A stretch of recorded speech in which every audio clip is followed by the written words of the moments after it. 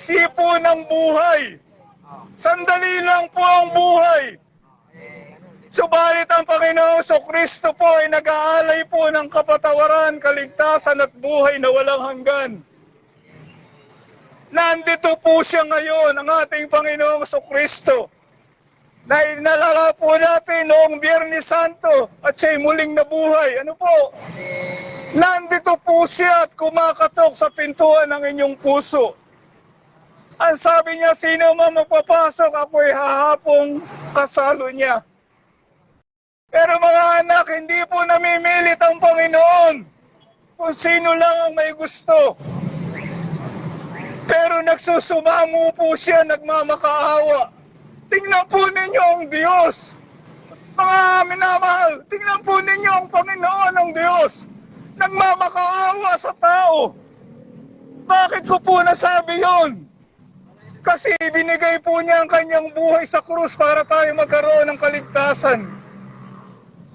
Mga minamahal na kaibigan, inuulit ko po, nagmamakaawa po ang Diyos sa tao upang siya'y tanggapin bilang tagapagligtas. Napakawala naman pong konsensya at puso po tayo kung tanggihan po natin ang paanyaya ng Diyos ng kaligtasan.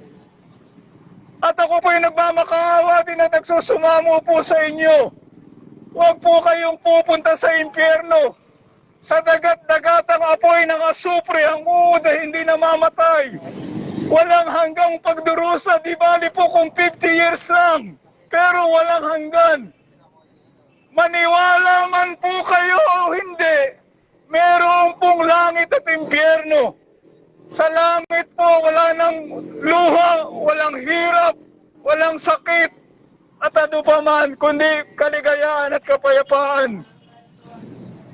Bakit po ako sumisigaw ng ganito? Kasi mahal ko po kayong lahat. Na wala pong isa man sa inyo ang pumunta po sa impyerno, kundi sa piling ng Panginoon sa langit.